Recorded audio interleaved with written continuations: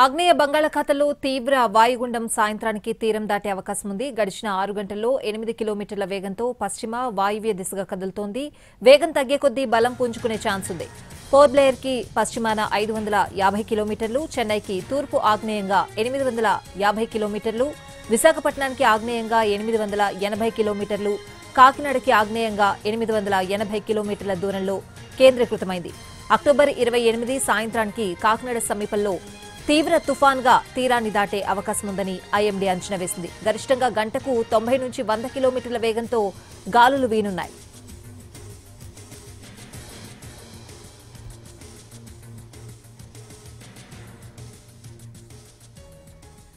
ఆగ్నేయ బంగాళాఖాతంలో తీవ్ర వాయుగుండం సాయంత్రానికి తీరం దాటే అవకాశాలు కనిపిస్తున్నాయి. పూర్తి అప్డేట్స్ అడిగి తెలుసుకుందాం. మా ప్రతినిధి వినయ్ విజయవాడ నుంచి లైవ్ లో సిద్ధంగా ఉన్నారు.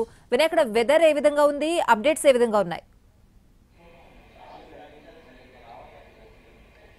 స్వాతి, ఏపీకి మొంతా తుఫాన్ ఎఫెక్ట్ పై ఆంధ్రప్రదేశ్ ప్రభుత్వం అలర్ట్ అయింది. దాంట్లో భాగంగానే ఏపీ ఎస్డీఎంఏ ఆంధ్రప్రదేశ్ విపత్తుల నిర్వహణ సంస్థ కార్యాలయం నుంచి సైక్లోన్ ఎఫెక్ట్ కి సంబంధించి ఆ టీం అంతా కూడా మానిటరింగ్ జరుగుతూ ఉంది. ఈ తుఫాను ఎటువంటి ప్రభావం చూపిస్తుంది, రాష్ట్రంలో ఏ జిల్లాలో ఈ ఎఫెక్ట్ ఎక్కువ ఉన్న దానిపైన మానిటరింగ్ జరుగుతూ ఉంది. హోంమంత్రి అనితతో పాటు అధికారులందరూ కూడా మొత్తం ఆ పర్టికులర్ డిపార్ట్మెంట్ అందరూ కూడా ఆదేశాలు జారీ చేస్తా ఉన్నారు. కొద్దిసేపటి క్రితమే ఈ తుఫాను ఎఫెక్ట్ ఎక్కువ ఉంటుంది, ఎటువంటి జాగ్రత్తలు తీసుకోవాలి, ఏ శాఖలను అలర్ట్ చేయాలని దానిపైన కూడా హోంమంత్రికి అధికారులు పీపీటీ ద్వారా మొత్తం పూర్తిగా వివరించారు. ప్రస్తుతం మనం ఇక్కడ చూడొచ్చు, మొత్తం టీం అంతా కూడా ఆంధ్రప్రదేశ్ స్టేట్ విపత్తుల నిర్వహణ సంస్థ అంతా కూడా సిద్ధంగా ఉంది. మొత్తం ఇప్పుడు ఇక్కడ సిబ్బంది అంతా కూడా మానిటరింగ్ చేస్తా ఉన్నారు. రేపటి నుంచి అంటే 27, 28, 29 ఈ 3 రోజుల పాటు కూడా అతి భారీ నుంచి అతి భారీ వర్షాలు కురుస్తాయని చెప్పి వాతావరణ శాఖ అలర్ట్ చేసిన నేపథ్యంలో దీనికి సంబంధించిన మ్యాప్స్ అన్ని కూడా సిద్ధంగా ఉన్నాయి. ముఖ్యంగా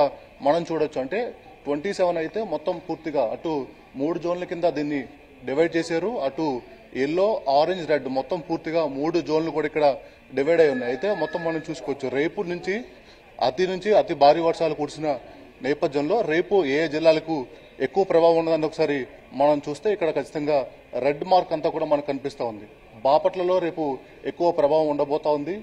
దాంతోపాటు ప్రకాశంలో కూడా ఎక్కువ ప్రభావం ఉండబోతా ఉంది. అదేవిధంగా పొట్టి శ్రీరాములు నెల్లూరు జిల్లాలో కూడా ఎక్కువ ప్రభావం ఉండబోతుంది.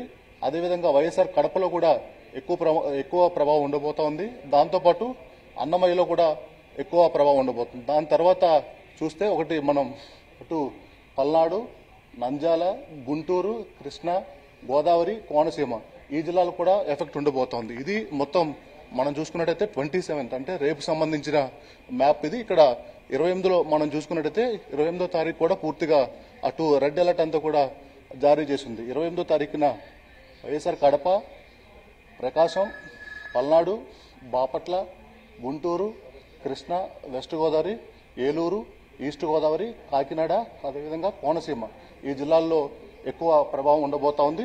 దానికి సంబంధించి 29వ తారీఖు చూస్తే మొత్తం ఇక్కడ కూడా మొత్తం 3 జోన్ల కింద డివైడ్ చేసింది. ఇక్కడ వచ్చేసరికి ఆ ఏలూరులో ఎక్కువ ప్రభావితం ఉండబోతా ఉంది. గుంటూరు, దాంతోపాటు వెస్ట్ గోదావరి, కృష్ణా, కాకినాడ, కోనసీమ, అనకాపల్లి, విశాఖపట్నం, విజయనగరం, శ్రీకాకుళం, పార్వతీపురం ఈ జిల్లాలకు ఎక్కువ ఎఫెక్ట్ ఉండబోతుంది. ఈ నేపథ్యంలోనే మొత్తం ఇక్కడ మ్యాప్స్ అన్ని కూడా సిద్ధం చేశారు. దాంట్లో భాగంగానే ఆయా జిల్లాలకు అలర్ట్ చేస్తూ ఉన్నారు. ఆంధ్రప్రదేశ్ విపత్తుల నిర్వహణ సంస్థ నుంచి ఈ సైక్లోన్ సంబంధించి ఫుల్ మానిటరింగ్ జరుగుతా ఉంది. Swathi, right Vinay, thanks for the update.